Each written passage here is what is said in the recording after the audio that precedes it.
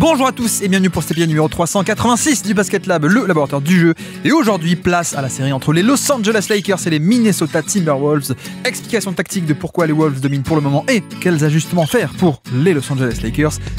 Et puis comme d'habitude, pour soutenir le podcast, iTunes, Spotify, YouTube, petit like ou petites étoiles. Bienvenue dans le Basket Lab.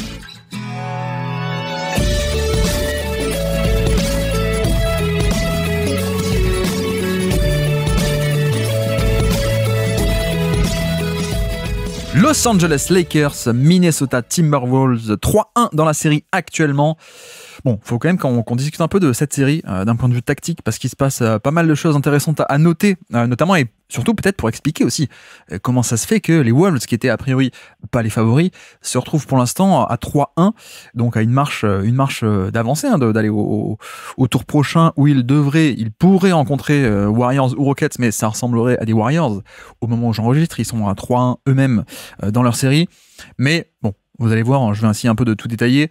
J'avoue que je suis pas encore défaitiste sur la Lakers. Il y a quand même pas mal de raisons d'y croire, donc on verra. Il suffit que je dise ça maintenant pour que évidemment ça soit plié au match 5. Mais bon, bref, qu'est-ce qui s'est passé dans cette série où nous avons les Lakers qui perdent 3-1?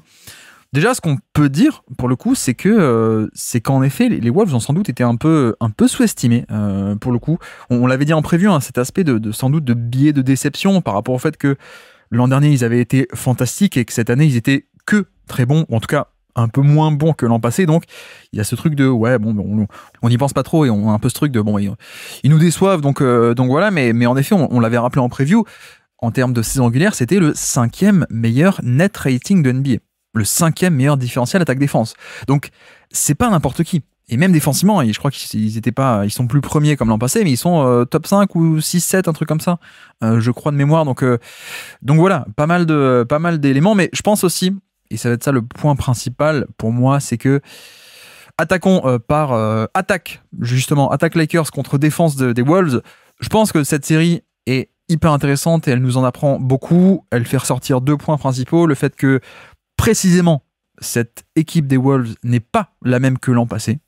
Structurellement, notamment à cause du trade de Randle et Kat d'un côté, et de l'autre, ça met aussi en lumière le fait que Luka Doncic n'est pas totalement optimisé encore, mais ce qui paraît assez normal quand déjà le simple fait d'avoir Luka Doncic en soi, c'est la saison réussie, je pense, mais voilà, t'as pas encore eu le temps de faire tous les trades, ajustements, construction d'effectifs autour de lui, mais ça met aussi en lumière cet aspect de contrairement à l'an passé, non seulement c'est pas la même équipe des Wolves face à Doncic, et on va le détailler, mais c'est pas non plus la même équipe de Doncic. Dallas était, malheureusement, on n'a que nos yeux pour pleurer aujourd'hui, mais cette équipe des Mavs était tellement bien construite, elle était parfaite pour Luka Doncic, avec un GM ultra compétent, et je ne suis pas ironique, qui avait tout fait pour Luka Doncic, qui a juste pété un plomb il y a quelques mois. Mais non, cette équipe Dallas, elle était parfaite. Elle était bien en termes de profil, en termes en fait, quels sont les outils que Luka avait à disposition pour pleinement pouvoir punir ou mettre à mal une défense comme celle des Wolves, ou justement à peu près toutes les défenses.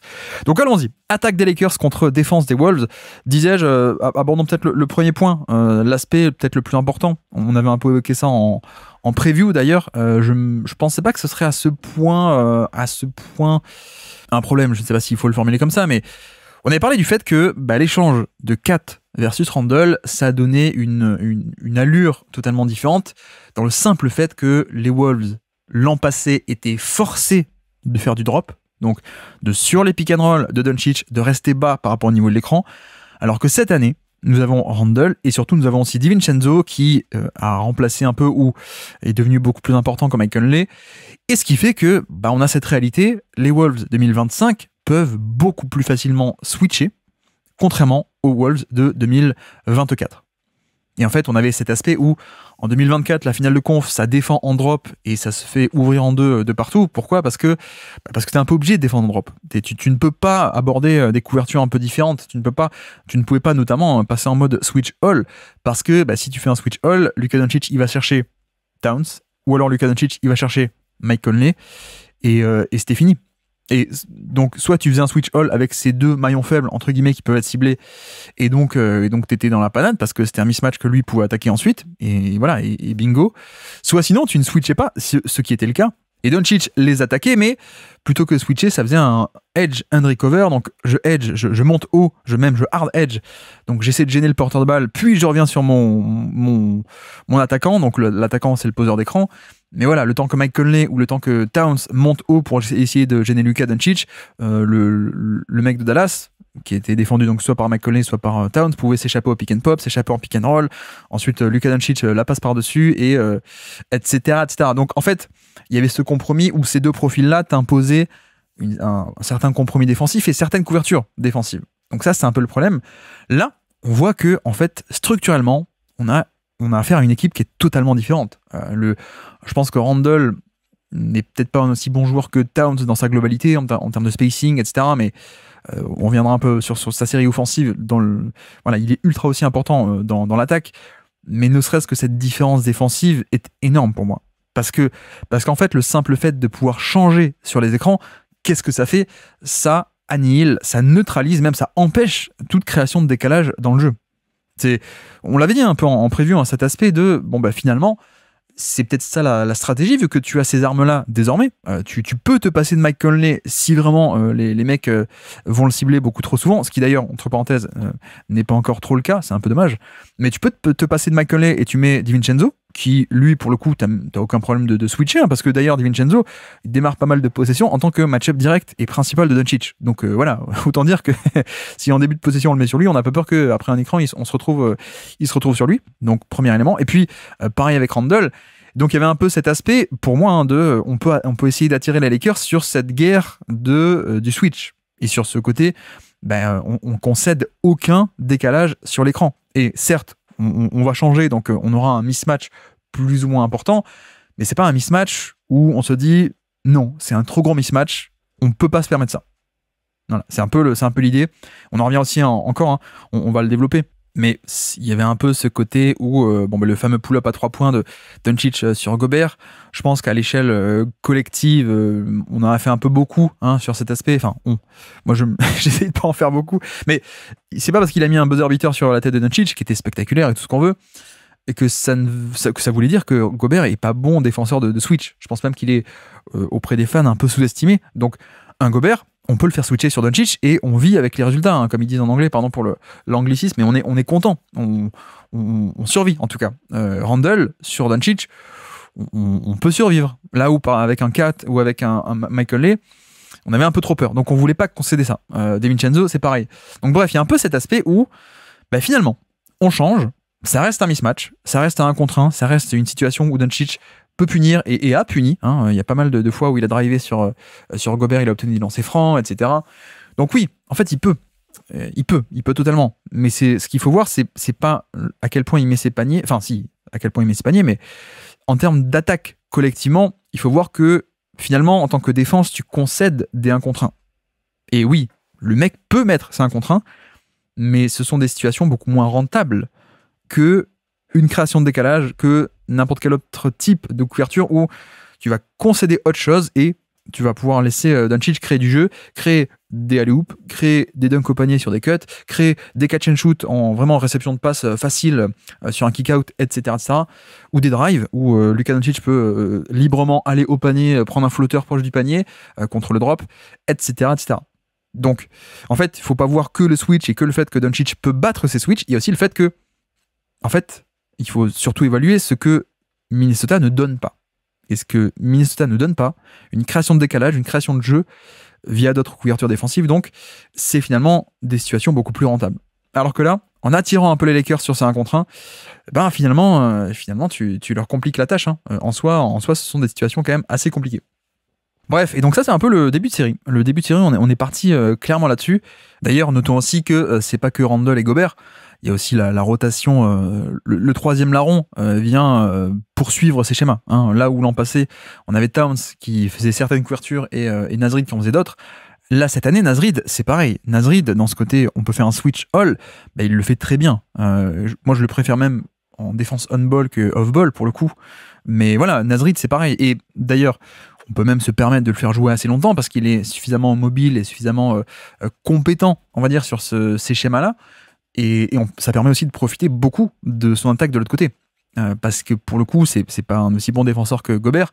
Mais bon, là, tout est lié, hein, attaque et défense. On traite que la défense pour l'instant de Mini, mais tout est un peu lié.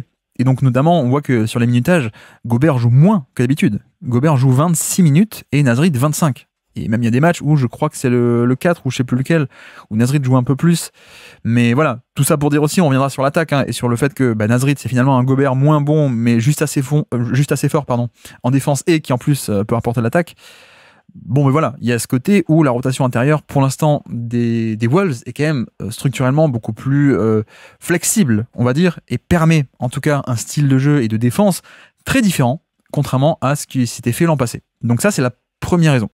Et donc, si on fait un peu le fil de la série, c'est vrai que typiquement, on a commencé comme ça. Là, on a commencé exactement comme ça, match 1, avec cet aspect de switch, un switch all, qui a bien marché. Et on a eu une première mi-temps des Lakers assez j'allais dire, j'allais être impoli ou vulgaire, mais non, pas très bonne. Voilà. Restons-en là. Qui n'a pas été très bonne. Un peu les mauvais côtés des Lakers qu'on a déjà développé, notamment sur la fin de saison. On avait parlé de l'affrontement contre les Warriors, entre Lakers et Warriors. Il y avait ce côté où les Lakers parfois ont un peu tendance à tomber dans leur travers de face à un switch all, faisons un écran un peu simpliste, hein, simple voire simpliste, donc faisons un écran, on a le 1 contre 1, ensuite on l'attaque. Mais très peu de mouvement, très peu de créativité, très peu de façon d'exploiter un switch comme ça. Première mi-temps du match 1, on est là-dessus, on est sur une attaque trop simpliste, voilà, côté Lakers, et ce qui n'a pas du tout été le cas sur la deuxième partie du match, deuxième mi-temps. Je trouve que le play call de Redick a au contraire été bien meilleur deuxième partie, avec ajustement, pas juste ce côté pick and roll frontal et pas grand chose de plus, donc essayer d'attaquer le switch de différentes manières, essayer d'attaquer un peu plus également Mike Conley sur des pick and roll, l'impliquer, lui on a dit, il veut pas switcher, essayer d'aller un peu plus au poste bas, même si jamais assez. Il n'y a jamais assez de post-up de Luka Doncic au poste bas contre McDaniels, où il y a l'avantage de taille et de puissance. Donc il y a ça, enfin plein de petits éléments où la deuxième partie du match 1 était quand même meilleure. Voilà. Et puis match 2, on a carrément eu un plan de jeu très différent de la part de Redick et très bon, disons-le. Puisque match 2, au-delà du fait que Doncic a su punir certains switches de Gobert notamment, match 2, on a aussi et surtout eu pas mal d'actions. On l'avait développé au niveau de la quotidienne, si ça vous intéresse, d'aller revoir ça en plus en détail, en images, je veux dire même. Mais c'était ce qu'on appelle les high post split. Donc high post, le poste haut, littéralement, pardon pour l'accent, c'est la tête de raquette. Et le split, c'est que quand Luka Doncic ou LeBron James est sur un coin de la raquette, dans l'autre coin, il y a un split, il y a une action, il y a un écran, il y a quoi que ce soit entre deux autres. Donc, généralement, ce qui a été fait, c'est que sur ce match-là, match 2, on a eu beaucoup de Austin Reeves avec LeBron James pour ce split, pour cette action, avec Luka Doncic qui avait la balle dans l'autre coin de raquette. Voilà. Et ça, finalement, ça a permis plusieurs choses, pour le coup. C'est, premièrement, libérer la raquette. Et deuxièmement, c'est finalement attaquer cette défense un peu différemment de juste le pick and roll, plein centre à 3 points, on fait venir l'écran, ça switch, ensuite on l'attaque sur un contre 1, face au jeu où tout le monde nous voit venir, etc. etc. Et donc c'est vrai que la victoire sur le match 2, pour moi ça a été le meilleur match assez clairement de la part des Lakers sur cette série, en termes de play call notamment, parce que il y avait cet aspect où on arrivait à s'échapper un peu, et la manière de jouer, la manière d'initier l'attaque en fait était très différente. Et d'ailleurs, ce qui est assez notable, c'est que c'est le seul match qui gagne pour l'instant. C'est également, pourtant, paradoxalement, le match où ils ont le moins bien shooté à 3 points. Et c'est, à mon avis, c'est assez parlant. C'est assez parlant parce que on a affaire à une série, où pour l'instant, sur 4 matchs, les Lakers shootent très bien à 3 points. 37% match 1, 43% match 3, 41% match 4. Donc, ils shootent très bien. Ils ont perdu ces matchs-là. Alors que le seul où ils ont mal shooté, à peine 21% à 3 points, donc c'est pas rentré du tout les tirs primés, ils l'ont gagné. Mais ils l'ont gagné pourquoi ? Parce que ce spacing, et en fait c'était pas grave de pas mettre les 3 points, parce que justement et précisément, la raquette a été mieux libérée et on a pu aller au panier. On a pu aller au panier en termes de fréquence, c'est leur meilleure fréquence de tir au cercle de toute la série. 33% de tirs au panier, et je vais rajouter vite fait, les lancers francs, voilà. Excellente perf au niveau des lancers francs aussi, donc lancers francs en général tu les obtiens quand tu vas au panier plus facilement, plus fréquemment en tout cas que à 3 points ou sur des pull-ups on va dire, donc beaucoup plus de paniers sur ce match 2, beaucoup plus de fréquence de panier, fréquence de lancers francs, et même en termes d'efficacité c'est leur meilleure efficacité au panier. Voilà, le côté 67% au panier, alors que du reste c'est des scores d'efficacité au panier qui sont bien moins bons pour les Lakers. Donc ceci n'est pas un hasard. ceci n'est pas du tout un hasard, c'est que tu avais un bon spacing et tu as fait évoluer les Lakers. En fait, ont initié l'attaque différemment. Et c'était une manière de s'échapper un peu de ce pick and roll frontal, trop direct, où les Wolves, finalement, avec leur switch, ont fait trop de mal. Et sont arrivés à endiguer beaucoup trop facilement cette attaque des Lakers.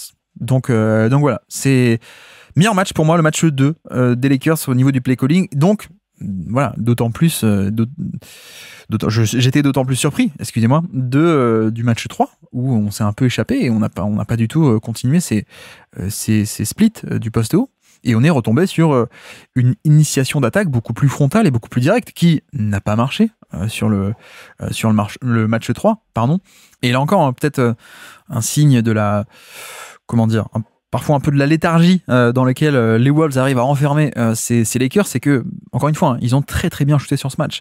Les Lakers perdent un match contre les Wolves, match 3, ils perdent ce match-là avec un offensive rating, une performance offensive qui n'a pas été bonne du tout, alors que la moitié de leurs tirs, ce sont des 3 points, et que ces 3 points, ils les ont rentrés avec un taux de 43%, même quasiment 44%. Donc, voilà, encore une fois, je répète, la perf offensive globale a été moyenne, voire moyenne mauvaise. Ils ont perdu ce match, alors que ils ont une surchauffe à 3 points, en tout cas une belle efficacité à 3 points. Et en plus, c'est pas comme si, voilà, ils ont été ultra efficaces à 3 points, mais ils en ont pris 8 dans le match, quoi. Non, la moitié de leurs tirs ont été à 3 points. Ils les ont mis, ces tirs primés, et pourtant, ils ont perdu. Pourquoi ? Parce que, encore une fois, pas d'accès au panier, pas d'accès à la short mi-distance non plus. Donc, mi-distance, on le décompose en deux. Hein. Il y a les longs tirs à 2 points, long mi-distance, et après, il y a la short mi-distance, c'est plus la zone des flotteurs.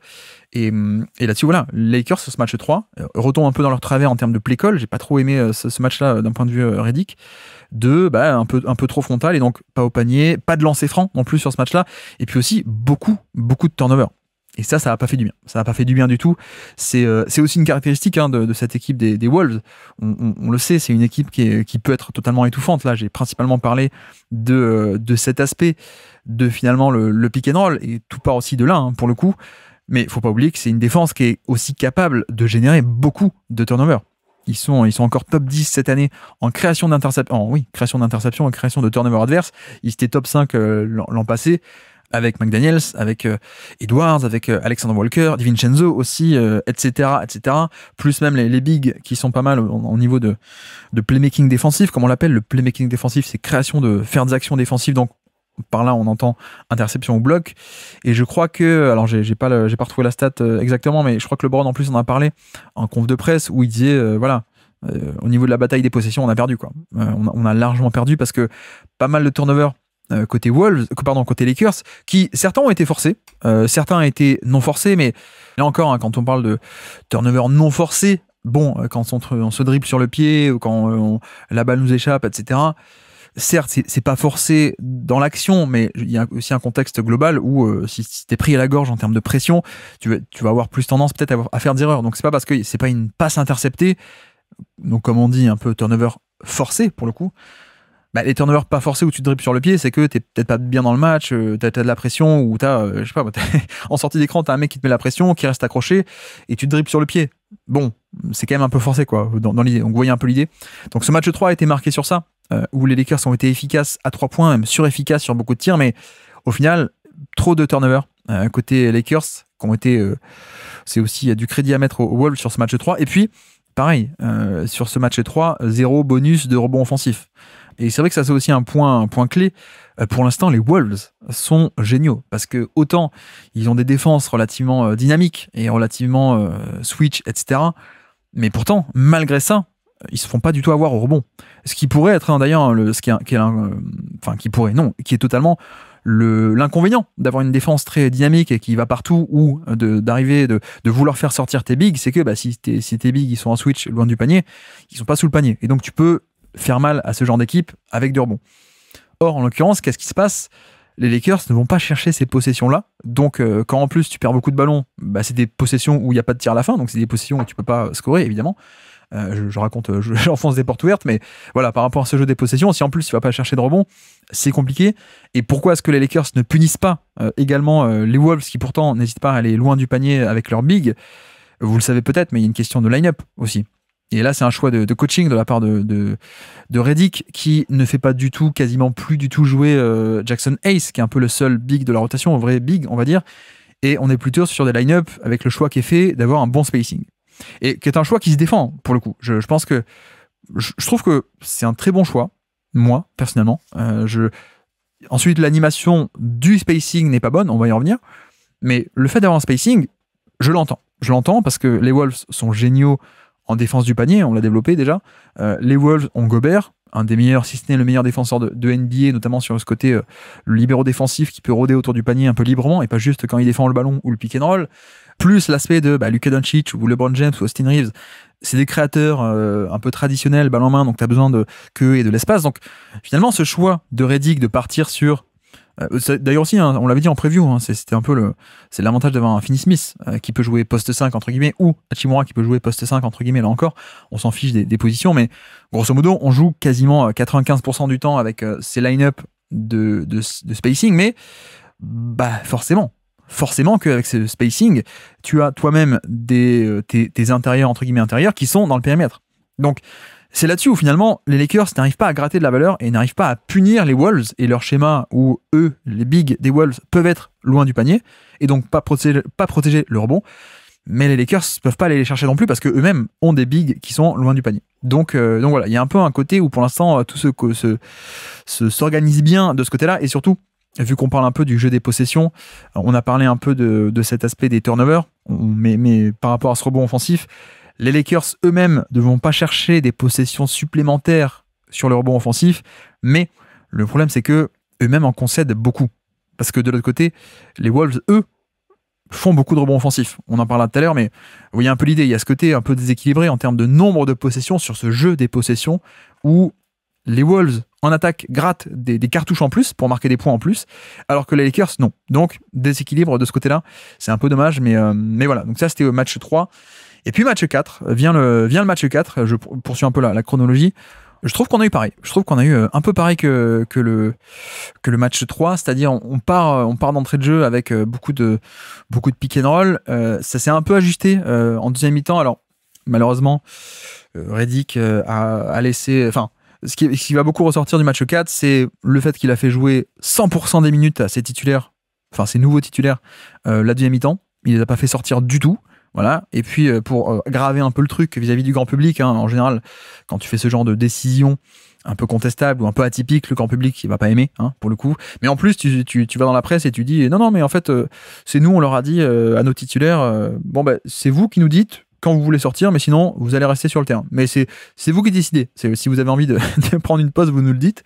Mais sinon, voilà, on vous laisse. Bon, c'est un peu dommage parce que je pense qu'il a fait une très bonne deuxième mi-temps, enfin une meilleure deuxième mi-temps en termes de play calling, Redick. Je comprends cette décision, pour le coup. C'est juste dommage. Enfin, tu donnes un peu le bâton pour te faire battre, hein, pour le coup. Est-ce que c'était obligé de dire ça et que du coup les fans vont un peu, ils se sont déjà un peu enflammés en mode mais non mais c'est débile, tu laisses les joueurs décider, etc. Bon. Bref, fermons cette parenthèse de Redick qui peut pas s'empêcher de parler comme s'il était consultant alors qu'en fait il est coach et qu'il a littéralement aucun intérêt à expliquer aux spectateurs qu'est-ce qui se passe, quoi, pour le coup. Mais bon, fermons cette parenthèse. Non, j'ai mieux aimé la deuxième mi-temps, donc dans ce spacing absolu, mais qui, bon, c'est pas une révolution, hein, parce que voilà, c'est juste que, et ça j'apprécie, on fait plus semblant, quoi. On fait plus semblant, ou pour l'instant, depuis le début de série, il faisait jouer Jackson Hayes 3, 4, 5 minutes, 6 minutes en début de chaque mi-temps, et tu te dis, mais pourquoi en fait pourquoi en plus, bref, on y viendra, mais défensivement, c'est pas top, et puis offensivement, c'est pas sa série, donc voilà. Là, c'est juste que, bon, il est parti d'entrée de jeu avec un spacing absolu. Bon, juste pour dire 2 mots là-dessus, ça me va de pas faire reposer tes joueurs, en tout cas de vouloir rester comme ça, vu que c'est tes meilleurs joueurs. Il y a aussi un aspect où il y a un manque de profondeur qui est évident côté Lakers, donc il n'y a pas non plus... Voilà, lui, sa priorité, c'est le spacing, pour avoir ce spacing et jouer dans ce spacing. Donc, premièrement, il n'y a pas tant que ça d'alternative à ce spacing.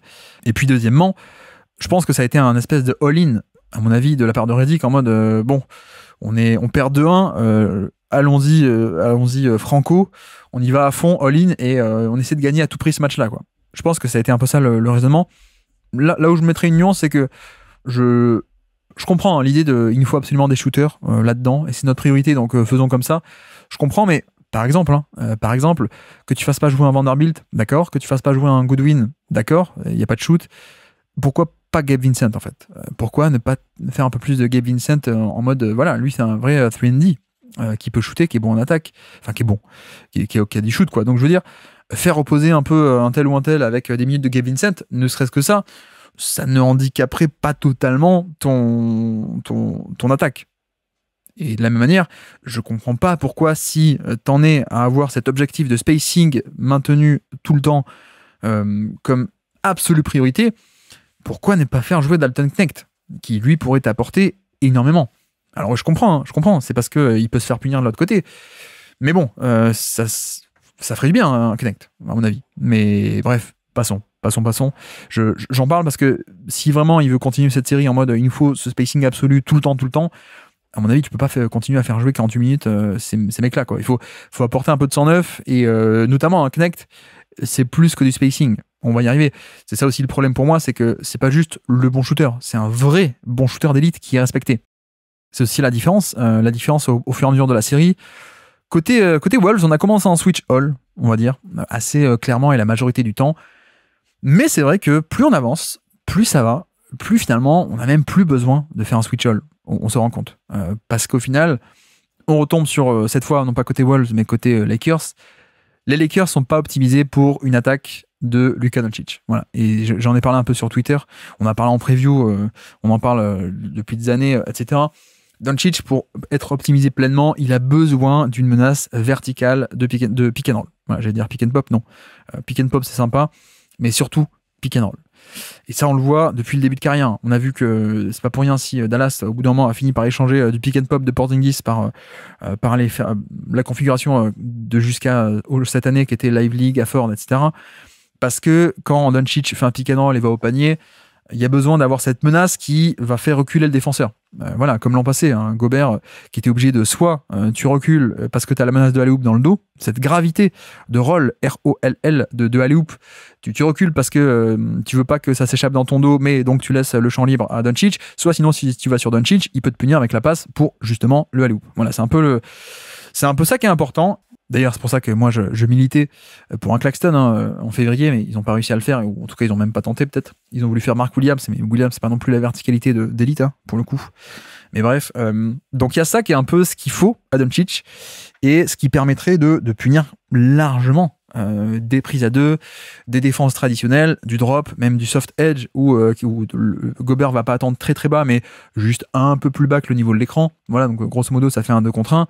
Bon, bah, c'est 2 contre 1. Si t'as un Gafford qui peut s'échapper très très vite et rouler au panier très fort pour faire de la menace dans le dos du edge, Doncic peut passer et t'es puni. Donc voilà. Ou alors, de la même manière, si Gafford ou si Claxton ou n'importe qui, ce type de finisseur d'élite aérien, vertical, explosif, plonge au panier, Gobert est obligé de reculer et donc ça laisse le champ libre à Doncic d'aller sur ses spots à l'intérieur. Donc voilà, ça on n'a pas. Donc ça c'est un premier problème.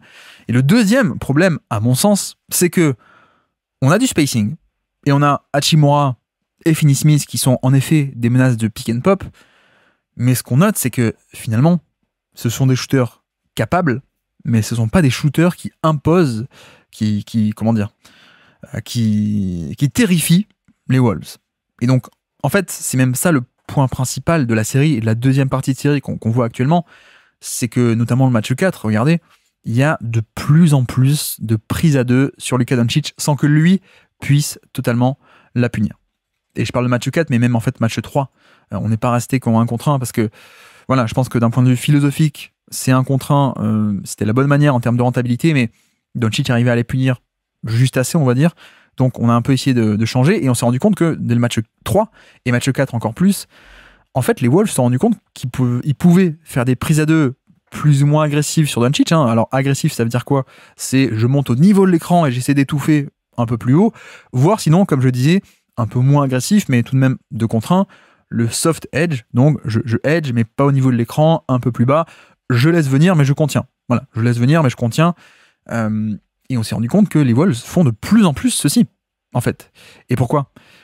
Parce que tu crains pas tant que ça le poseur d'écran.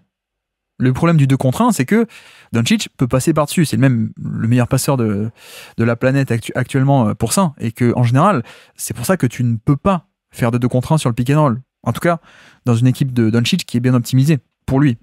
Si tu fais 2 contre 1 sur Doncic, il fait la passe au poseur d'écran, que ce soit pick and pop ou pick and roll, et t'es puni. Là, en l'occurrence, on n'a pas ça. On n'a pas ça, pourquoi ? Parce que on n'a pas de menace verticale, qui peut plonger au panier et comment dire, être une menace malgré tout dans le dos, dans des très petites fenêtres de passe. Voilà. Par exemple, un Jackson Hayes, pour moi, c'est cool, c'est pas élite. Mais bon, on pourrait s'en servir plus, mais bon, de facto, il est pas sur le terrain. Mais je pense aussi qu'il est pas sur le terrain parce que c'est pas un mec élite là-dessus. Ok. Mais pareil, pick and pop, donc disais-je, l'aspect de les Wolves restent à 2 contre 1 sur Doncic, sur ces pick and roll avec Finney-Smith et Hachimura. Et en fait, on se contente même largement. On est totalement satisfait de rester à 2 sur Doncic et de, on concède le pick and pop, voire pick and pop avec un Gobert qui, après avoir contenu Doncic, fait un close-out, vient fermer sur Hachimura. Bon, il n'arrive pas à temps, mais il y arrive, quoi. Le tir est un peu contesté, mais c'est un peu ça la leçon pour moi. C'est que ça met en lumière le besoin de Doncic d'avoir une menace verticale de roll qui va mettre la pression au panier, faire reculer le défenseur comme on avait à Dallas. Ça, on l'a pas actuellement. Ou alors le fait que pick and pop, c'est sympa, mais les Wolves se sont rendus compte que en fait, on peut se permettre de faire des prises à 2 et de pas respecter le pick and pop. Et même, je vais dire un truc de plus, on voit aussi que on n'est même pas tout le temps sur des prises à 2 franches et fermes, même en un sens, parce qu'on a parfois l'aspect de au final, Finney-Smith ou comment s'appelle-t-il, notre ami Hachimura, c'est pas non plus des top poseurs d'écran. Donc il y a aussi cet aspect où McDaniels arrive à beaucoup plus rester accroché à Doncic que l'an passé. L'an passé, quand c'était Gafford qui posait l'écran, ou alors qui glissait rapidement au panier, ou enfin quoi que ce soit, mais il y avait aussi un aspect où le premier rideau était facilement annihilé par Dallas, McDaniels. Là, cette année, ce qu'on voit, c'est que McDaniels fait quand même un très bon job pour rester accroché, lui ou d'autres, d'ailleurs, parfois un peu Edwards, et que parfois, en fait, on se rend compte que sur des pick and pop, Gobert n'a même pas besoin tant que ça de descendre et contenir Doncic. Juste, il descend un peu et puis en fait, il revient vite sur le pick and pop. Et donc, McDaniels reste bien en face et le pick and pop est même plus ou moins couvert, quoi. Donc ça, c'est un peu la surprise pour moi, c'est de voir à quel point les Wolves, pour l'instant, sont proactifs et tentent, risquent, et finalement, sont pas punis. Parce que on en revient toujours à ça, mais pareil pour la série entre les Nuggets et les Clippers, souvenez-vous, qu'est-ce qui fait que le pick and roll de Denver est à ce point génial ? C'est le poseur d'écran.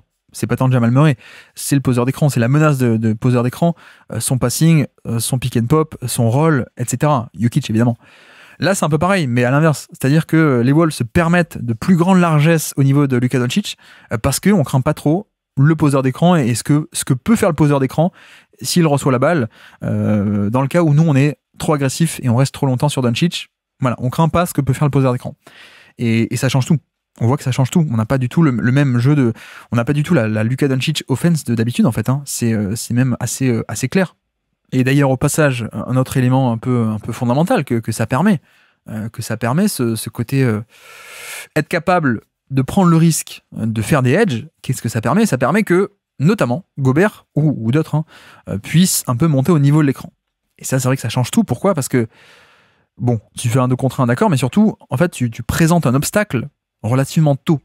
Tu empêches que Doncic puisse prendre l'écran, utiliser l'écran et finalement aller loin dans la raquette, aller profondément dans la raquette et sur le terrain et donc proche du panier.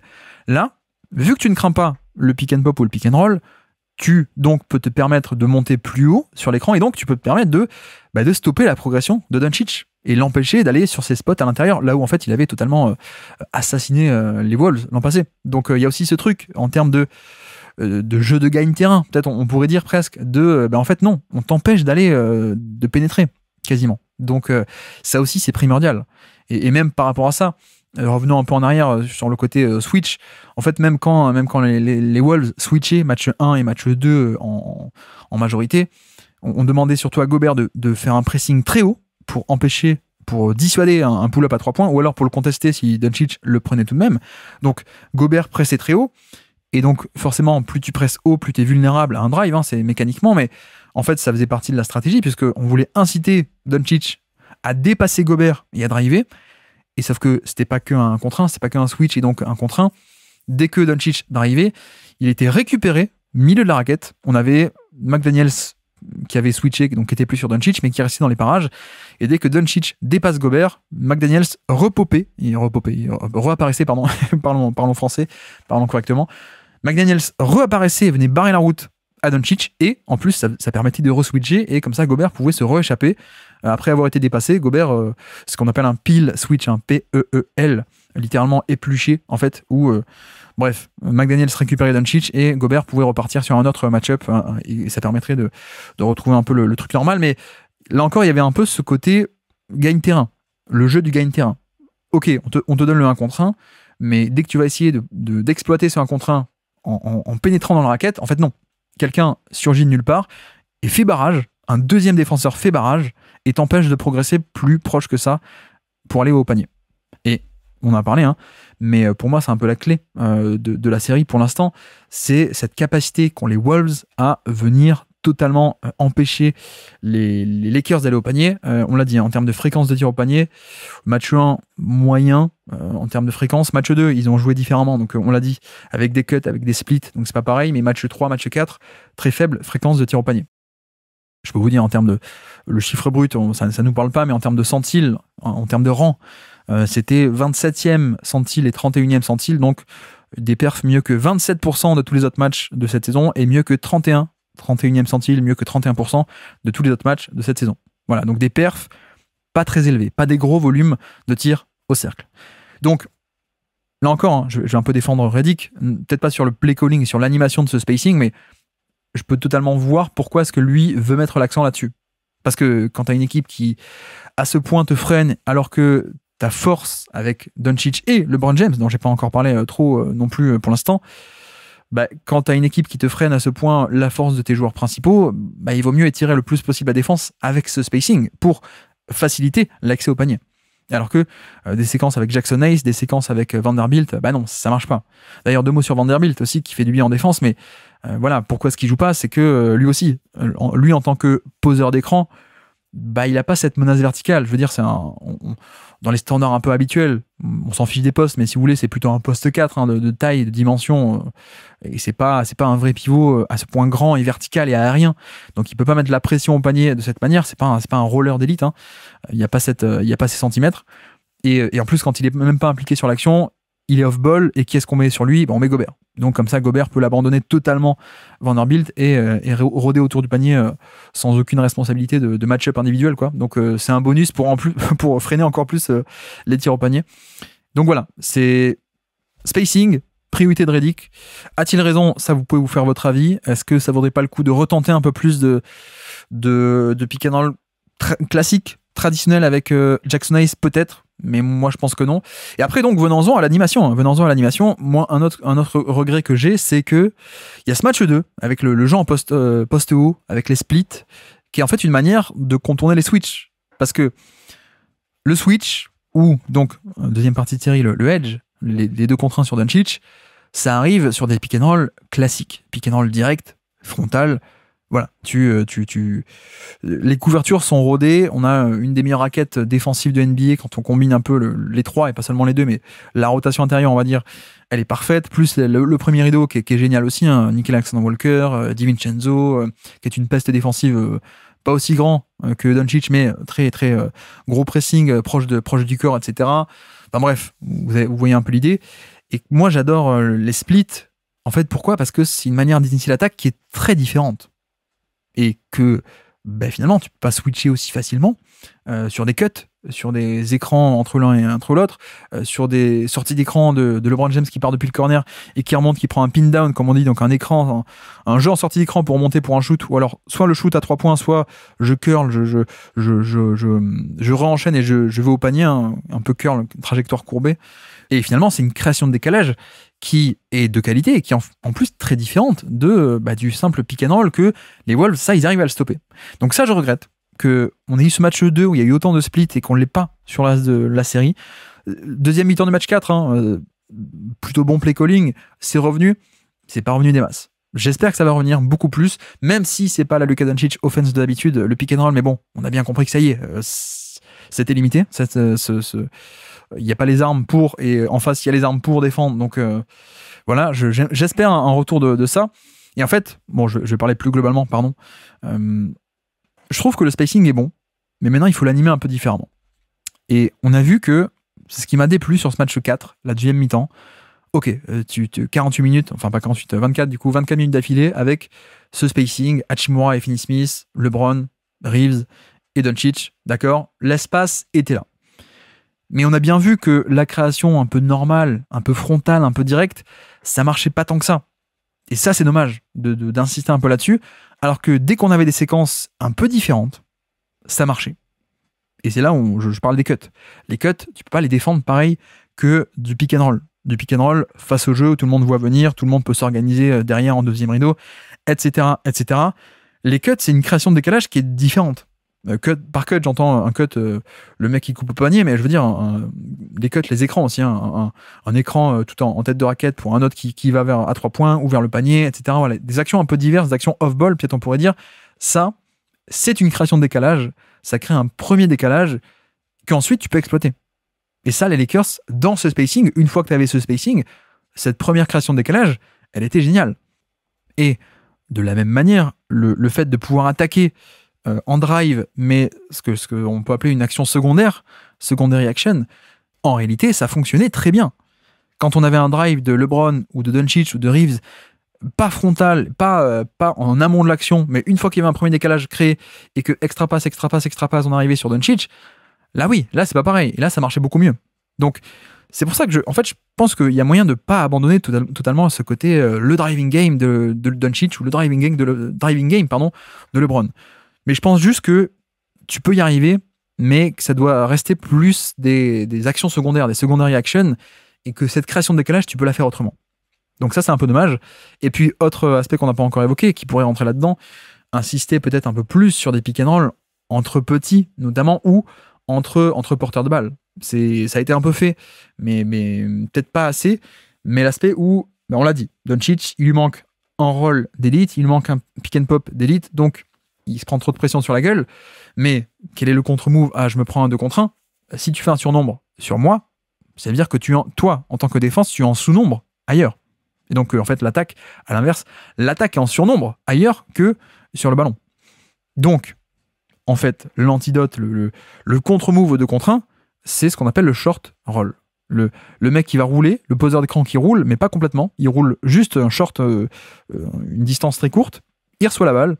Et à partir de ce moment-là, en plein cœur du jeu avec la balle, il peut attaquer le 4 contre 3. Soit en allant directement au panier, soit un petit pick and pop à mi-distance, soit extra pass, le passing en mouvement, etc., etc. Et ça, c'est vrai que, voilà, pour le coup, il n'y a pas le partenaire qui peut plonger au panier, il n'y a pas le partenaire de pick and pop, mais le partenaire qui est un excellent passeur en sortie de dribble et en mouvement, Doncic, il peut l'avoir. Il y a LeBron et il y a Austin Reeves.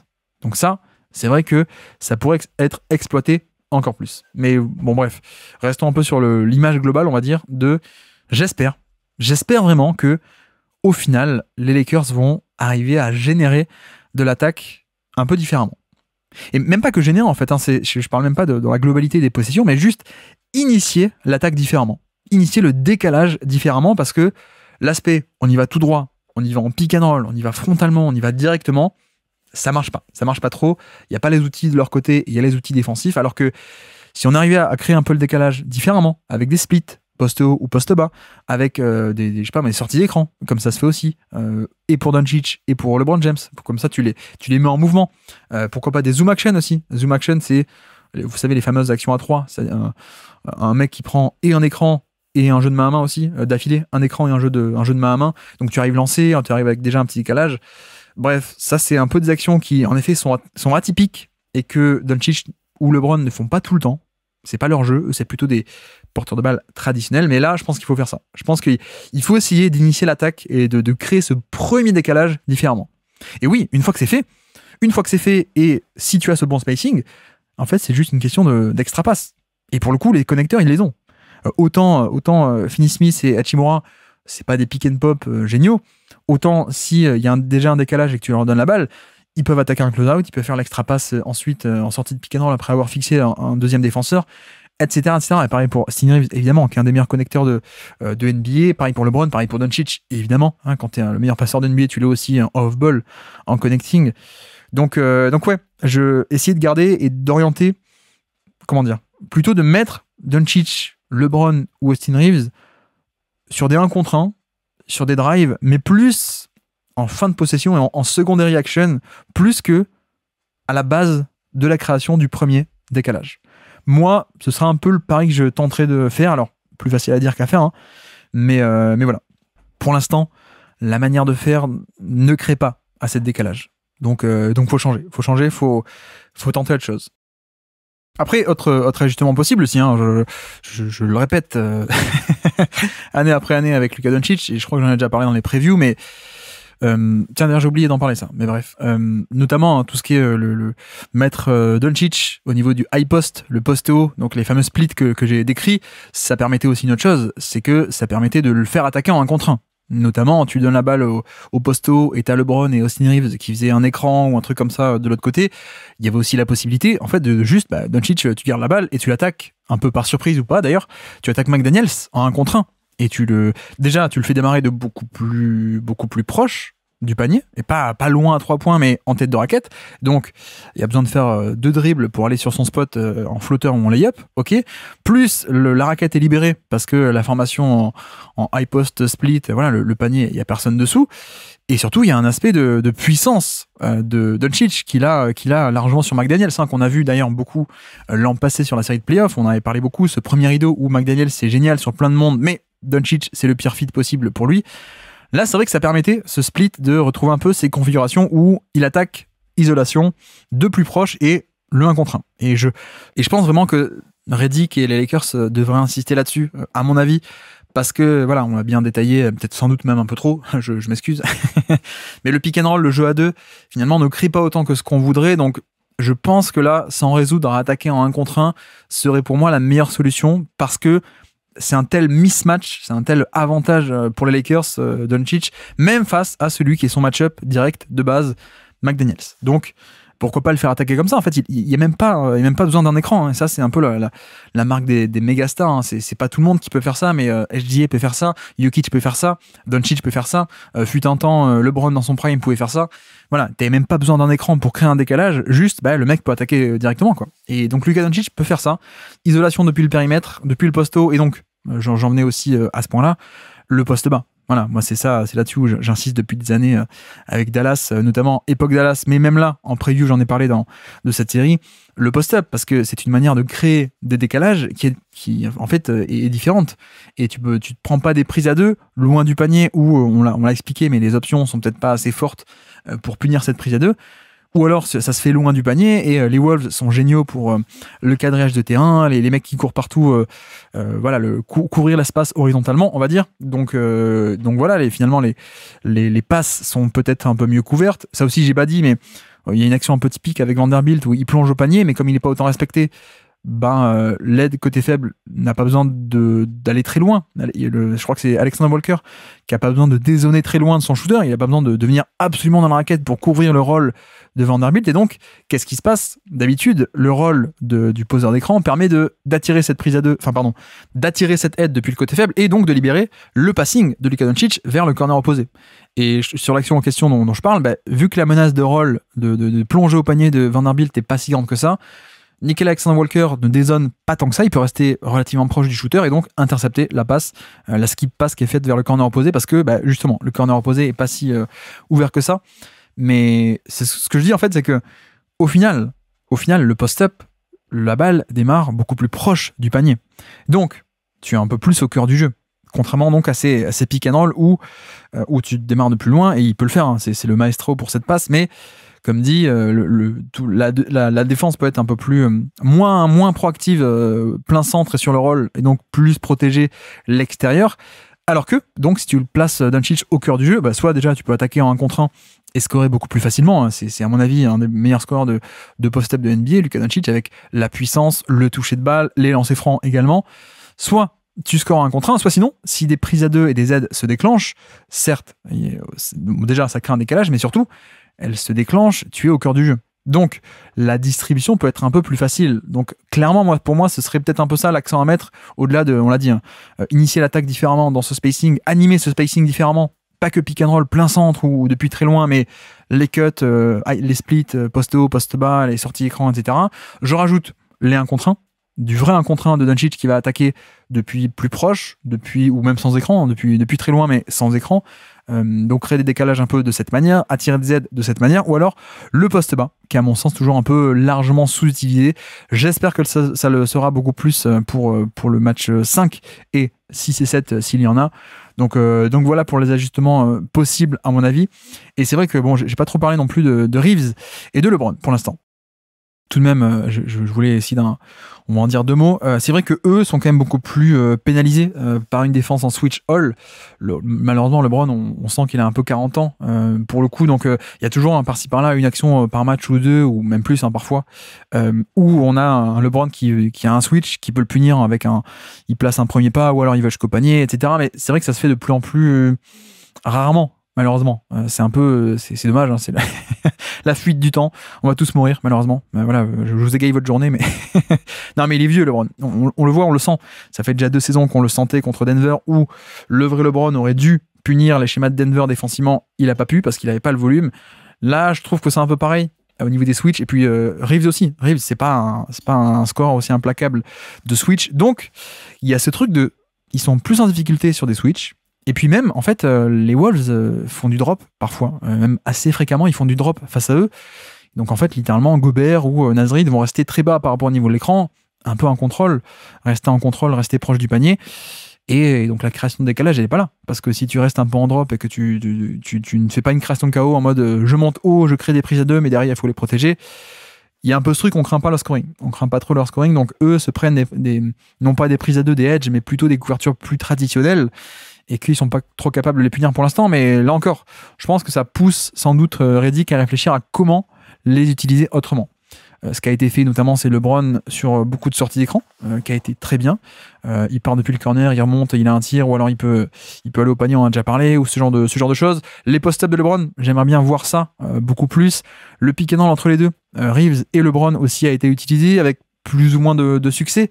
Mais voilà, tant qu'à faire, c'est vrai que combiner les deux, il faudrait que ça se fasse, là pour le coup, très loin du panier. Tu mets un spacing parfait, tu poses un écran très très haut, et soit tu as un switch entre l'un et l'autre, soit sinon, le poseur d'écran, il peut vite s'échapper dans le dos d'une prise à 2, et Reeves et LeBron sont d'excellentimes passeurs en mouvement, évidemment, donc voilà, on retombe un peu sur ce côté, le short roll. Donc voilà, j'ai hâte aussi de voir à quel point est-ce qu'on pourrait pas, est-ce que Redick va arriver à lancer ou relancer Reeves et LeBron, qui peuvent parfois avoir un peu plus de difficultés par rapport à cette création pure, on va dire. Donc voilà, mais niveau ajustement, je l'ai bien détaillé. Essayez peut-être de varier un peu les plans de jeu, parce que là, de toute évidence, le plan de jeu de base, l'attaque classique, notamment le pick and roll de Doncic, ça ne marche pas autant que contre d'autres défenses, parce que les Wolves sont quand même une sacrée défense, avec en plus donc ce truc de il y a moins de points faibles, il y a moins de maillons faibles que auparavant, que l'an passé. Donc Randle te permet d'avoir plus de flexibilité, de switcher, d'être plus polyvalent, et donc non seulement il switch, donc il te donne des situations moins rentables en soi, ça permet aussi de donner aucun décalage sur l'action, donc il n'y a pas un loop disponible parce que tu switches, et donc la menace de la loop est couverte par un autre mec, quoi, je veux dire. Changement, pas de décalage, ok. Tu l'empêches aussi, quand tu switches, d'aller sur ces spots à mi-distance ou proche du panier, ok. Mais en plus, donc, il y a ce truc il n'y a pas de maillon faible. Il n'y a pas du tout de maillon faible avec soit Conley, soit Karl Anthony Towns. Donc voilà, tout ceci ne marche pas. C'est une équipe des Wolves, j'insiste, mais vraiment très différente. C'est pas la même itération que l'an passé. Et c'est pour moi ce qui fait toute la différence comparé à 2024 entre Doncic et ses Timberwolves.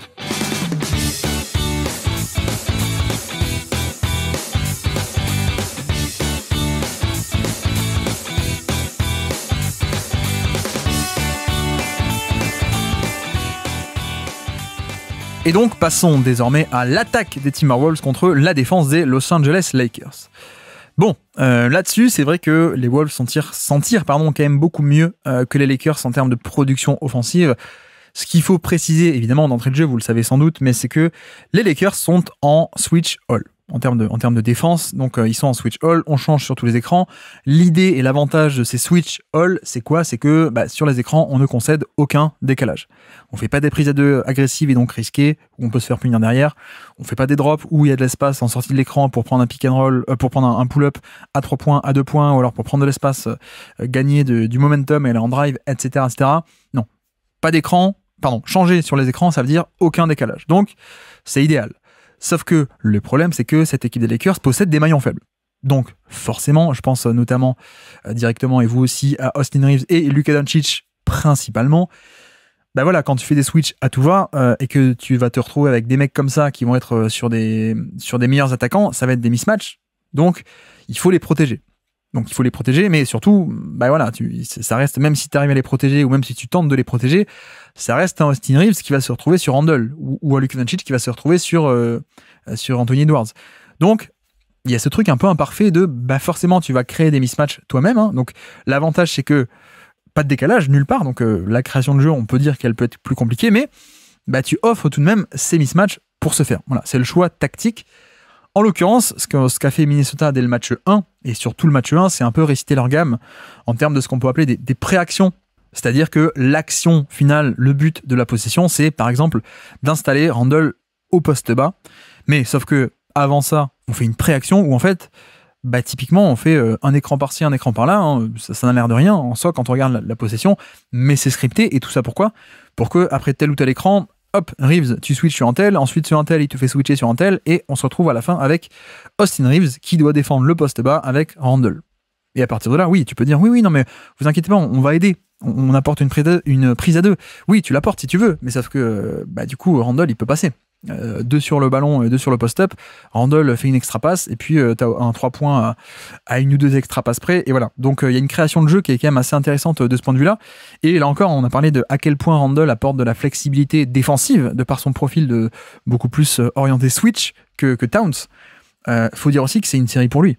Là, offensivement également, il y a cette énorme valeur pour moi d'être capable de punir des mismatchs, d'aller les cibler et de punir des mismatchs. Et quand tu as affaire à une défense en switch all qui n'est pas celle d'Orlando, qui n'est pas celle de Boston, ou voilà, une défense en switch all avec maillon faible, c'est cool d'avoir un Randle qui peut attaquer au poste bas, ou qui peut créer, on va dire, à partir du poste bas, qui peut initier l'action en ciblant un mismatch au poste bas, que ce soit lui pour scorer, ou alors en déclenchant des passes quand l'aide se resserre autour de lui. Donc voilà, on a ce premier mode opératoire pour l'attaque des Wolves. Et puis le deuxième, c'est évidemment, c'est l'inverse. C'est-à-dire Anthony Edwards qui va cibler, non pas au poste bas, mais dans le périmètre, des joueurs beaucoup plus fragiles. Et là, évidemment, on pense directement à notre ami Luka Doncic. Et c'est vrai que ça fait aussi partie, je trouve, des différences par rapport à l'an passé, où l'an passé, il y avait une partie où Dallas arrivait à le cacher un peu mieux, mais aussi les Wolves n'avaient sans doute eux-mêmes pas assez attaqué, pas assez ciblé, et pas assez donc mis en difficulté Luka Doncic sur des switches ou le cibler en fait en attaque, switch ou pas switch, mais l'impliquer sur l'action et à partir de là, soit avoir un mismatch si ça switch, soit un décalage si ça switch pas. Là, ils le font. Ils le font, et pour moi, c'est un peu le changement principal par rapport à l'an passé, c'est que tu as les armes pour le faire.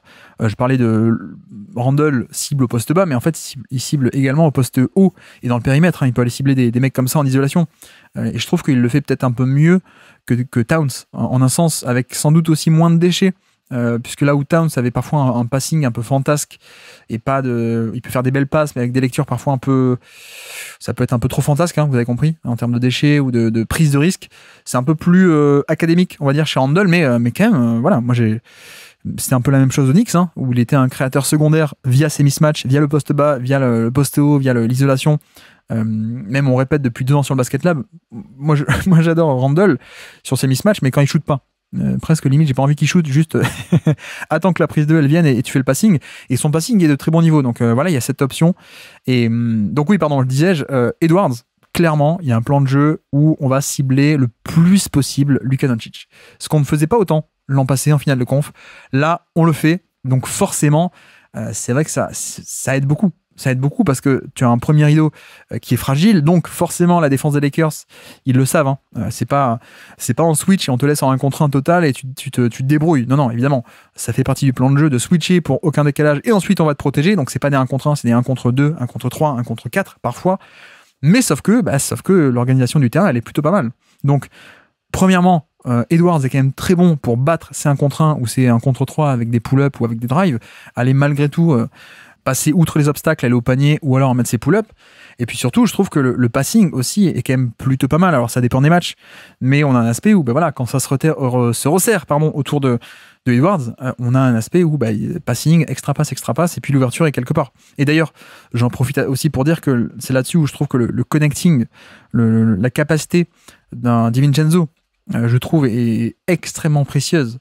Lui qui, connecteur, c'est pas créer le décalage, mais c'est arriver à l'amplifier, à faire le lien entre le créateur, sur lequel on va mettre beaucoup de défenseurs, et le finisseur. Le milieu de la chaîne, c'est le connecteur.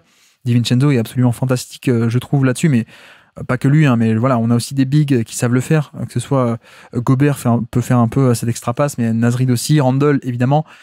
Donc voilà, c'est globalement, on a ça. Autre élément aussi hyper important à noter, McDaniels, qui fait une série assez incroyable. McDaniels, non pas en termes de création, mais précisément sur ce qu'on peut appeler le genre spot-up, les spot-up drive, notamment. Spot-up, c'est littéralement en réception de ballon. Voilà. Donc, ça peut être un spot-up, je suis à 3 points, je reçois la balle et je shoot, donc spot-up à 3 points.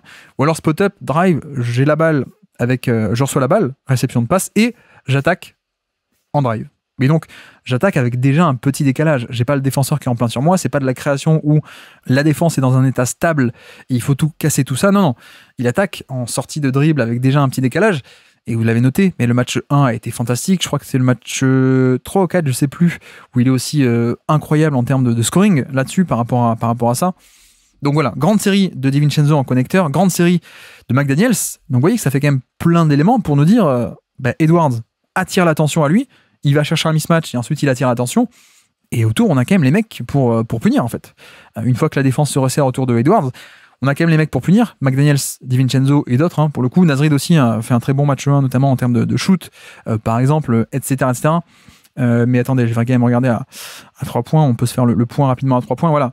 C'est vrai qu'ils shootent même pas tant que ça si bien à 3 points, les Wolves. Il y avait la victoire match 1, ils ont shooté à 50%, 51% à 3 points. Match de défaite, à peine 20% à 3 points. Bon, ça fait toute la différence, on l'a dit. Indépendamment de l'autre côté du terrain, où les Lakers sont mieux joués match 2, mais bref. Mais du reste, match 3, match 4, il n'y a pas non plus une surchauffe à 3 points comme au match 1. C'est juste que, en fait, on est capable de tirer profit de l'attention qui se resserre autour de Randle au poste bas et Edwards au poste haut. Et voilà, ça fait quand même pas mal de bonnes différences.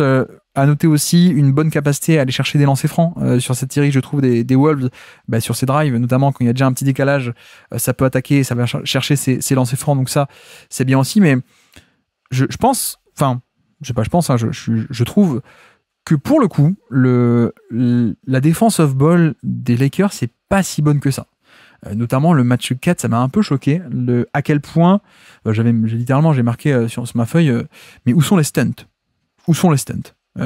Edwards, qui va chasser et obtenir un Luka Doncic sur un switch, ou qui va avoir affronté un Austin Reeves en 1 contre 1 dans le périmètre. Le problème pour moi de ce match 4, c'est que il n'était pas assez gêné pour aller au panier. Le plan de jeu, hein, comme on a dit, c'est switcher pour ne pas offrir de décalage au moment et à l'endroit de l'écran, il n'y a pas de problème. Mais ensuite, il faut le protéger, ton 1 contre 1. Il faut protéger le mismatch que tu concèdes. Donc, il faut que le terrain se resserre autour de lui. Or, match 4, j'ai trouvé que cette capacité à resserrer le terrain était totalement absente. Et alors qu'on sait que cette défense peut le faire. Il y avait le fameux match de saison régulière là, face à Denver, où ils avaient muselé Jokic en passant devant au poste bas, et puis 3 mecs autour de lui, etc. Voilà, cette activité défensive, ils sont capables de l'avoir. Structurer le terrain, ils sont capables de le faire défensivement, c'est une de leurs forces, hein, c'est Lakers, c'est même une très très bonne défense. Là, ce match 4, j'ai trouvé que, et un peu match 3 aussi, j'ai trouvé qu'au final, non, en fait, Edwards n'était pas stoppé en début de drive, en début d'action. Ce qui fait que, vu qu'il n'y a pas un stunt, il n'y a pas un mec sur sa main gauche ou sur sa main droite qui vient en amont de l'action boucher le terrain et dissuader et empêcher le drive, non, le terrain n'était pas bouché, et donc il y avait un Edwards qui avait un peu plus de liberté et d'espace pour aller attaquer en sortie dribble, en drivant à droite, en drivant à gauche, un Doncic, un Hachimura, un Austin Reeves, etc. etc. Donc là-dessus, mauvais match, je trouve, et j'insiste d'autant plus que c'est là que ça doit se passer pour la défense des Lakers. Parce que la force des Lakers, c'est ça. C'est la géométrie du terrain, arriver à structurer tout ça, mais c'est pas rattraper l'action à la fin de l'action sur le deuxième rideau. C'est les Lakers, c'est pas ça. Les Lakers n'ont pas... Voilà, LeBron sur cette série est pas très bon en protection de panier, même pas du tout. Match 4 notamment, on voit qu'Edwards le contourne assez facilement. Une fois qu'il a passé son mec, il le contourne très facilement pour aller prendre un lay-up autour de LeBron. Et puis voilà, LeBron commence à être vieux aussi. C'est pas le LeBron de 2013 malheureusement. Doncic, n'en parlons pas quand il est off-ball. Et puis même, Finney Smith, c'est un très bon défenseur on-ball. Mais ça n'a jamais été le volume off-ball, hein. C'est pas Robert Covington quoi, en défense de panier, ou Paul George, c'est pas un protecteur de panier depuis le poste d'ailier ou d'ailier fort. Hachimura, c'est un peu pareil, enfin bref, vous voyez un peu le topo quoi. Et en plus, on a une série où Jackson Hayes, qui n'est pas très bon dans l'exercice, mais qui au moins a de la taille, mais il y est pas là, pour le coup il y est pas du tout. Donc en fait, j'insiste d'autant plus parce que c'est au début du drive, et c'est au début de l'action que doit s'opérer la magie et que doivent faire l'action les Lakers. Parce que si tu passes le premier rideau, ils pourront pas rattraper en deuxième rideau. Je caricature beaucoup, hein, mais c'est un peu ça l'idée. C'est que tu as besoin absolument de stopper Edwards très tôt, en tête de raquette à 3 points, de boucher l'espace, parce que si ça c'est pas fait, et s'il dépasse ce premier rideau, s'il drive à partir de ça, et qu'il dépasse cet endroit du terrain, là encore, cette question du gain terrain, il arrive en deuxième rideau, il peut mettre le lay-up, il peut prendre les fautes, ou alors, si l'aide vient et que l'aide est pas mal, il peut drive and kick et ressortir à 3 points, et voilà, ça fait des tirs de très très bonne qualité, ou alors des cuts. D'ailleurs, on a vu d'excellents cuts également de la part des Wolves, donc voilà, c'est un peu le problème pour moi sur ce match 3 et match 4, c'est que ça n'a pas été assez bien protégé. On a justement laissé un peu trop en isolation, alors que t'es pas censé laisser en isolation, t'es censé laisser un premier rideau différent, mais ce premier rideau, il doit être protégé. Puis d'ailleurs aussi à noter, je me posais la question, pourquoi est-ce que les Wolves attaquent autant Rui Hachimura? Et même il y a des fois où on va cibler Hachimura alors que tu as encore Doncic sur le terrain. Et à mon sens, la question peut se poser parce que Hachimura, il est pas all defense, hein, en défense de switch ou quoi que ce soit, hein, pour le coup, mais c'est pas non plus le pire. Donc je me pose la question de pourquoi est-ce que à ce point les Wolves vont cibler Hachimura sur ses switches, sur ses isolations, et pourquoi est-ce qu'ils donnent à ce point autant de possession à Edwards pour attaquer Hachimura dans le périmètre, je veux dire, par rapport à ses switches. En fait, il y a plusieurs raisons. La première, c'est que déjà, ça permet de déplacer Hachimura, et si tu le mets en premier rideau, ça veut dire que tu laisses Austin Reeves, Luka Doncic et autres, notamment en deuxième rideau. Et ça, il faut faire attention quand on voit un peu le match et bien le revoir notamment, mais vous verrez que c'est pas du hasard. C'est pas du hasard comment est-ce que l'attaque des Wolves fonctionne et se met en place. On apporte Hachimura sur l'écran, mais qui est-ce qu'on met dans le corner? Qui est-ce qu'on met sous le panier? C'est l'attaquant qui est défendu par Luka Doncic ou Austin Reeves. Donc il y a un peu ce truc de, finalement, on voit le ballon, on regarde l'action, on se dit mais pourquoi il va cibler Hachimura et pas Luka Doncic? En fait, les Wolves ciblent Luka Doncic, mais il le cible off-ball. Il le cible sur le côté, on parie sur le fait que cette rotation en deuxième rideau, tu vas pas être capable de la faire. Donc, voilà, là encore, on revient sur l'importance, à mon avis, d'arriver à stopper le drive très tôt, parce que si tu le fais pas, et si Edwards arrive à pénétrer au panier, avec en plus cette stratégie des Wolves de placer sous le panier Austin Reeves ou Luka Doncic, c'est pas une protection de panier qui est bonne du tout. Donc voilà, impliquer Hachimura sur les switches, ça permet de faire ça. Ça permet de cibler des mauvais en deuxième rideau, de cibler le deuxième rideau et la défense d'aide, plus le fait que, finalement, Edwards, si tout est resserré autour de lui, il peut pas driver, d'accord? Mais en réalité, s'il y a de l'espace, il peut driver, et en fait, Hachimura ou n'importe qui, Edwards, ça reste Edwards. Donc, on peut se poser la question de, oui, mais non, mais en fait, Doncic serait encore plus facile à dépasser que Hachimura. Oui, mais sauf que même Hachimura, Edwards, il peut le dépasser sur le premier pas explosif très facilement. Donc, c'est aussi une manière de mieux optimiser, parce que si on met Doncic en premier rideau et qu'on laisse Hachimura en aide derrière, Hachimura est quand même un peu plus compétent en aide. Donc, Doncic se fait dépasser, mais derrière, il y a Rui Hachimura, qui est pas mal. Alors que si on fait l'inverse, Hachimura en premier rideau, Edwards le dépasse quasiment tout autant, parce que premier pas explosif, drive, etc. Donc finalement, ça fait pas de différence. Par contre, l'aide en deuxième rideau, Doncic ou Reeves, là, cette fois, elle est de moins bonne qualité. Donc, il y a aussi cet élément de, finalement, voilà, je dirais pas pareil si on parlait de Draymond Green, si on parlait de mecs comme ça, vraiment élite en vitesse latérale, défense de périmètre.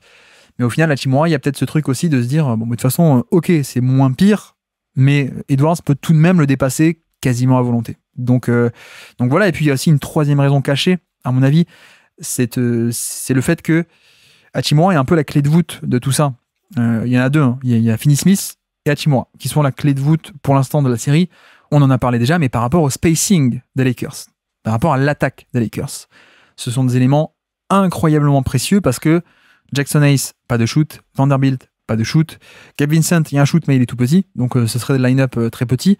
Donc en fait, on a deux éléments qui sont capitaux dans cette attaque des Lakers pour l'instant, c'est la capacité de Hachimura et de Finney Smith à shooter et à apporter un bon spacing.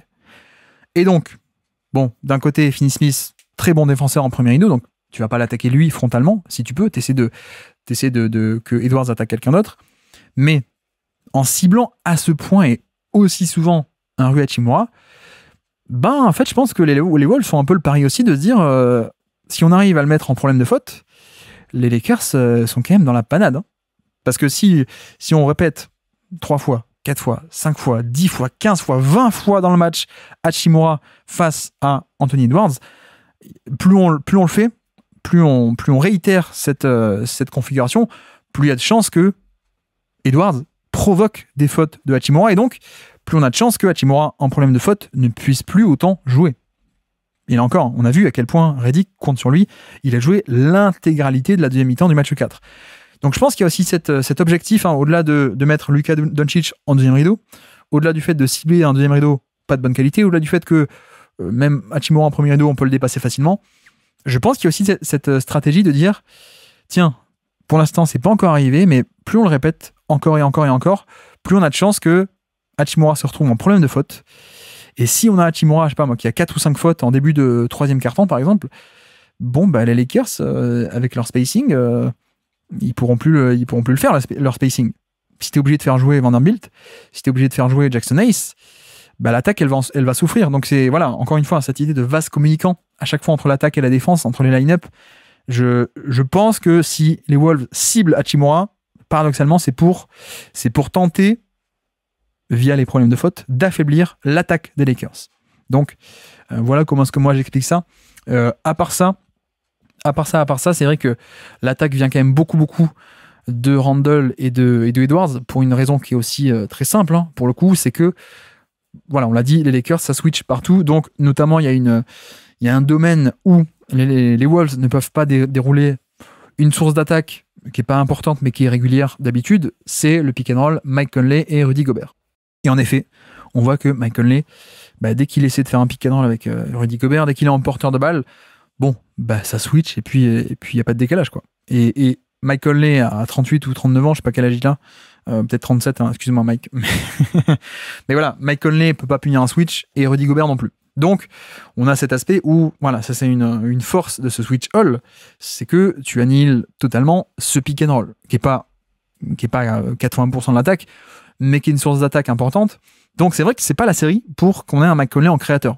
Donc ça c'est assez évident, mais après quelques difficultés de début de série, ce que j'apprécie beaucoup, c'est qu'on a arrêté. On arrête de faire ça. On arrête de tenter ces pick and roll qui de toute façon ne mènent à rien parce que les Lakers les neutralisent assez facilement.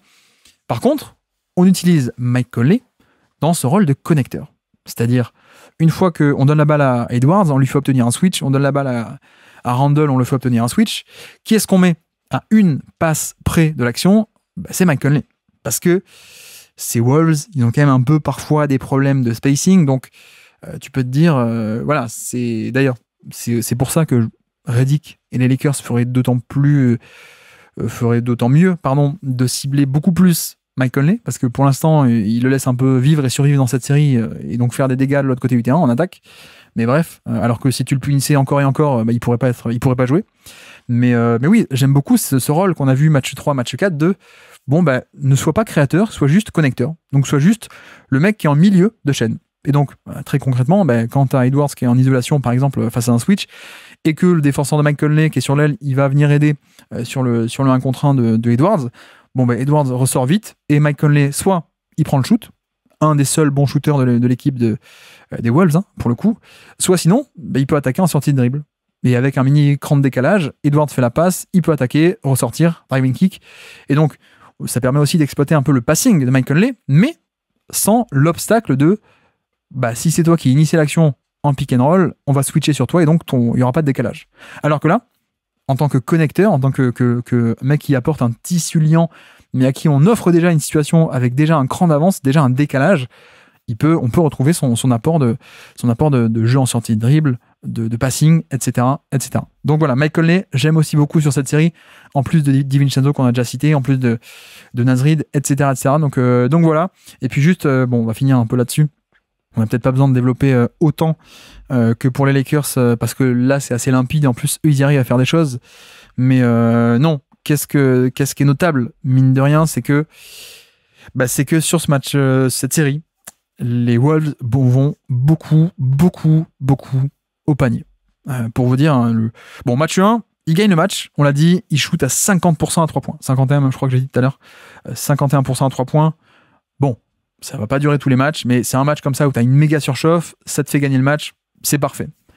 Mais à part ça, à part ce match 1 où il y avait une fréquence de tir au panier qui était relativement moyenne, je peux vous citer les fréquences de tir au panier de match 2, 3 et 4. On est à 37% et demi, 39% de tirs, de tous leurs tirs qui ont été au panier, et 35% de tirs au panier. Voilà pour les chiffres bruts. Disons maintenant le chiffre brut, on ne sait pas à quoi ça correspond, disons à le classement de ces performances, on va dire. 91e centile, 83e centile et 95e centile. Donc des performances en termes de nombre de tirs au panier, de fréquence de tir au panier, la zone la plus rentable évidemment, qui sont mieux que 83%, 91% et 95% du reste de tous les matchs joués cette saison. Donc autant dire de très très grosses fréquences de tir au panier. Pourquoi je voulais parler de ça ? Parce que là vous avez un peu l'illustration un peu chiffrée et factuelle de ce que je décrivais, l'aspect de cette défense des Lakers. Il faut qu'elle opère en amont de l'action, en début d'action, en début de drive, en termes sur ce jeu de gain de terrain, parce que quand ils le font pas, et je trouve qu'ils l'ont mal fait, il n'y a pas le deuxième rideau. Il n'y a pas en deuxième rideau une menace pour neutraliser, pour empêcher les tirs au panier ou pour les effacer.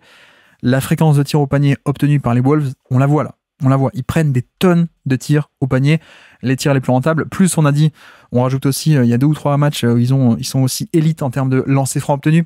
Bon, c'est obtenu quand tu vas au panier, hein, encore une fois.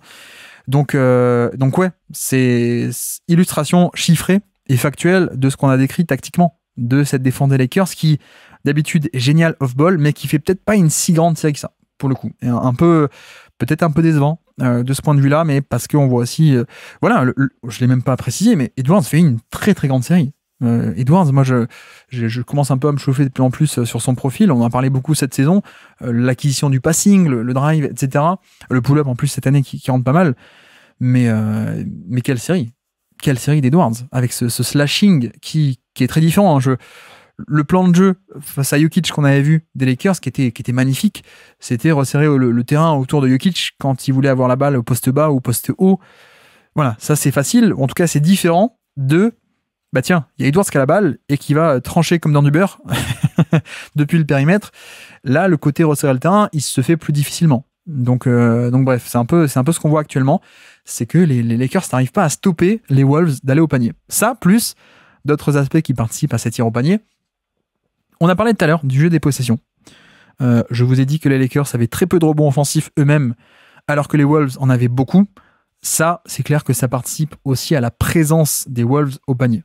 Et là pour le coup, ce que Kat apportait en spacing, Randle l'apporte en rebond offensif. Bon, pas que lui, hein, mais on a un rebond offensif qui fait mal sur cette série. Donc beaucoup de rebonds offensifs de la part de Minnesota, qui fait mal à cette défense des Lakers, hein. En plus du quadrillage, on va dire, off-ball, il y a ce truc il y a des possessions où le tir est pas mis, mais les Wolves font des top perfs de rebond offensif. Alors, je peux vous dire, ils sont 68e centile 75e, 60e et même 93e centile au match 4 pour les rebonds offensifs côté Wolves. Donc ça fait quand même des tonnes de possessions supplémentaires, des tonnes de tirs en plus et des tonnes de points en plus. Donc faisons un peu un bilan global du jeu des possessions. Les Lakers, très peu de deuxième chance et en plus ils font beaucoup de turnover. Donc manque à gagner de ce côté-là. Ils perdent des ballons, donc des possessions qui se finissent pas par un tir et ils vont pas chercher des tonnes de tirs en plus via le rebond. De l'autre côté, les Wolves, c'est tout l'inverse. Ils perdent très peu de ballons sur cette série, ce qui atteste aussi sans doute de cette défense peut-être pas géniale des Lakers sur la série. Ils perdent très peu de ballons, les Wolves, donc c'est génial parce que il y a moins de déchets. Littéralement, il y a plus de possessions où à la fin tu peux prendre un tir, plus également les rebonds offensifs où ils sont très bons sur la série, on l'a dit. Donc en fait, sans même parler de l'efficacité dans telle ou telle zone, ne serait-ce que sur le simple jeu des possessions, on a vraiment avantage mini en termes de aller chercher des cartouches en plus, quoi. Donc ça, c'est aussi un élément assez important de cette série. Et passons au côté ajustement. Est-ce que les Lakers peuvent faire des choses un peu différentes ? Le problème, c'est que tout est lié. Tout est lié, on l'a dit. En attaque, ils ont besoin de spacing pour contrer un peu la défense étouffante des Wolves. Donc, Redick, pour l'instant, est un peu en mode il faut absolument que je fasse jouer Hachimura et Finney Smith. Et c'est line-up qui respire beaucoup pour l'attaque. Donc, je pense que l'option Goodwin, Vanderbilt ou Gabe Vincent, pour l'instant, ils sont un peu mis de côté. Et bon, je parle de Gabe Vincent, à la limite, c'est un 3&D, on s'en fiche un peu. Goodwin, c'est pas mal en premier rideau et c'est un excellent arrière défensif, mais c'est vrai qu'en attaque, c'est pas top. Mais c'est vrai que, voilà, ce besoin de spacing de l'autre côté fait que, par exemple, un joueur qui pourrait être totalement un élément essentiel de ta défense, si tu augmentais son volume et ses minutes, Vanderbilt, pour l'instant, tu le fais pas trop. Tu le fais pas trop parce que lui n'a pas de spacing et c'est pas une masse de pick and roll assez forte. Mais je me pose la question. Est-ce qu'au final, dans les ajustements possibles des Lakers, ça pourrait pas être tenté de justement être beaucoup plus proactif et donc surtout plus agressif au niveau de leur défense ? Est-ce que ça vaudrait pas le coup de faire jouer peut-être un peu plus du Vanderbilt ou même en termes de couverture, pas juste structurer et surcharger le terrain autour de Edwards, mais déclencher des vraies prises à deux, notamment sur les écrans. Pas seulement switcher sur l'écran et ensuite resserrer le terrain autour de l'isolation et du mismatch, mais carrément au niveau de l'écran, prise à deux très agressive.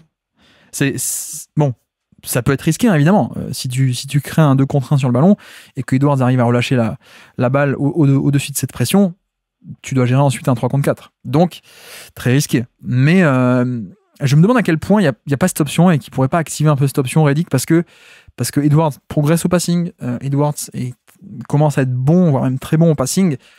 C'est pas un chapeau. C'est pas un chapeau. À quel point tu peux pas tenter ce coup de poker de allez, mettons un max de pression sur lui et en fait ce côté provoquer des turnovers, couper court à l'action et empêcher ces mismatchs. Juste on balance un max de pression sur Edwards, quoi. Mais ça impliquerait pour couvrir, pour faire ses prises à deux et également pour les compenser derrière. Ça nécessite d'avoir un personnel beaucoup plus défensif, plus compétent en défense. Donc à quel point si tu fais ça, tu compromets pas aussi ton spacing et ton attaque de l'autre côté, hein, les fameux vases communicants. Donc voilà, pas mal de questions là-dessus, pas mal d'interrogations. À noter aussi, hein, je l'ai même pas dit, je crois que j'ai dit tout à l'heure, je ne sais plus, mais sur la série, il y a aussi une force pour l'instant qui est très bonne de la part des Wolves. Ils l'ont fait beaucoup cette année, on en a parlé dans l'hebdo tous les lundis, dans notre hebdo tactique et actu, on en parlait régulièrement. Les Wolves cette saison, avec Naz Reid et Randle, n'hésitent pas à aligner des line-up avec ces deux-là. Et même donc à faire finir des matchs à ces deux-là plutôt que Rudy Gobert. Et en l'occurrence, c'est vrai que ça marche pas mal parce que disons que tu perds moins en défense que ce que tu gagnes en attaque. Voilà, c'est-à-dire que tu mets Naz Reid à la place de Gobert ou Randle à la place de Gobert. Au final, oui, Gobert est un meilleur défenseur, mais les deux restent tout de même relativement compétents en défense, même plus que ça. Et par contre, tu t'offres un très bon spacing. Tu t'offres un spacing parce que les deux sont plutôt des shooters compétents, voire même un peu plus que compétents pour Naz Reid. Et en plus, c'est aussi deux porteurs de balles. Donc, aussi un élément à prendre en compte, c'est que Si tu as un côté surcharger le terrain, faire des prises à deux sur Edwards, etc., quand ça fait tourner la balle elle atterrit entre les mains de Nasrid, c'est pas pareil qu'entre les mains de Gobert. Donc au-delà même de la notion d'espace que tu peux créer en plus avec ces line-up des deux bigs, Nasrid et Randle, tu as aussi le côté, en plus ils peuvent eux-mêmes attaquer en sortie de dribble, prendre des décisions en mouvement, etc. C'est des vrais attaquants, en fait, des vrais créateurs. Donc voilà, plein de très bonnes choses, je trouve, côté Wolves sur cette série. J'avoue que eux, en fait, ils récitent leur gamme. Ils n'ont pas encore été trop poussés dans leur dernier retranchement. À la base de ça, on l'a dit, c'est le fait que l'équipe est différente de l'an passé. Donc, ça permet des couvertures défensives très différentes. Ils ont aussi la chance que, pour l'instant, les Lakers ne sont pas optimisés complètement pour des pick and roll de Doncic. Donc, voilà, ce qui était un peu leur talon d'Achille l'an passé, couvrir ce pick and roll, cette année, ça l'est beaucoup moins, parce que les Lakers n'ont pas toutes les armes pour faire des choix cornéliens à cette défense. Donc, voilà. Mais tout de même, je trouve que c'est eux qui récitent un peu leur gamme et c'est eux qui n'ont pas eu trop besoin de s'ajuster ou de faire de grands changements, etc. Pour l'instant, c'est eux qui sont en contrôle de la série, je trouve. Et autant après le match 1, on s'était dit, beaucoup de contre-attaques, beaucoup de surchauffe à 3 points. Finalement, on n'est pas inquiet pour les Lakers. Autant là, les matchs 2, 3, 4, on voit que c'est pas qu'une question de surchauffe à 3 points. On voit que finalement, en attaque, ça déroule. Il y a beaucoup d'options en défense. Il y a beaucoup d'options en attaque aussi. Et finalement, il y a cette notion de flexibilité et de polyvalence de cette équipe des Wolves que finalement, peut-être beaucoup de monde a un peu sous-coté. Et moi compris d'ailleurs, parce que même moi en preview, j'avais un peu rappelé à quel point ils étaient forts, mais j'avais quand même pronostiqué les Lakers. Et j'avais même pronostiqué les Lakers pour aller assez loin. Et je pense qu'ils peuvent le faire. Je pense qu'ils peuvent remonter d'ailleurs. À mon avis, c'est largement dans leur corde si Redick arrive à appuyer sur les bons boutons, comme on dit, arriver à faire les bons ajustements. Et en plus, on a vu qu'il peut les faire, donc ça c'est bien. Mais voilà, clairement, les Wolves sont la bonne surprise pour l'instant. Donc voilà pour l'instant le bilan de cette série à mi-parcours, on va dire. Pour l'instant, il y a 3-1. On verra si les Lakers arrivent à remonter et à créer un peu une série qui se prolonge au match 6, voire même au match 7, entre les Minnesota Timberwolves et les Los Angeles Lakers. Merci à tous d'avoir suivi cet épisode, j'espère que ça vous aura plu. Bon, voilà, comme d'habitude, c'est vrai que un peu long, un peu long en explication. Je sais, on me réclame le format vidéo. C'est vrai que j'essaie de le faire aussi en même temps, mais le format audio sert aussi à ce que chacun puisse consommer ça plus différemment. En fait, c'est pas du tout le même format.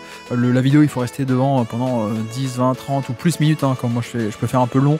Mais là, l'audio, vous pouvez aller partout et puis l'écouter en faisant autre chose, en faisant la vaisselle, etc. Bon, c'est pas le même format. J'essaie tout de même de décrire pour que vous ayez un peu les images en tête. Mais voilà, rendez-vous aussi sur YouTube. Je vais essayer de faire 2-3 trucs quand même sur YouTube si j'ai le temps, mais c'est un peu le temps qui me manque en ce moment malheureusement. Bref, j'espère que ça vous aura plu. J'espère qu'on n'aura pas besoin de faire le bilan de la série un match plus tard, parce que il va falloir qu'on refasse un peu exactement ce podcast-là. Mais bref, donc voici pour cette série. Je ne sais pas pourquoi on se retrouve bientôt. Mais on se retrouve bientôt. Je ne sais pas. Peut-être Miami, parler de Miami qui a été éliminé. Peut-être la série entre les Warriors et les Rockets. Même si malheureusement c'est tombé à 3-1 et pas à 2-2. C'est un peu dommage pour les Rockets. Mais voilà. Donc bref, on se retrouve très bientôt à n'en pas douter. Et donc sur ce, je vous remercie de m'avoir écouté jusqu'au bout. Un grand merci pour votre soutien pour l'instant sur ce début de playoff. Ça fait vraiment très plaisir. Donc merci à tous. Et moi je vous dis à très bientôt. Ciao.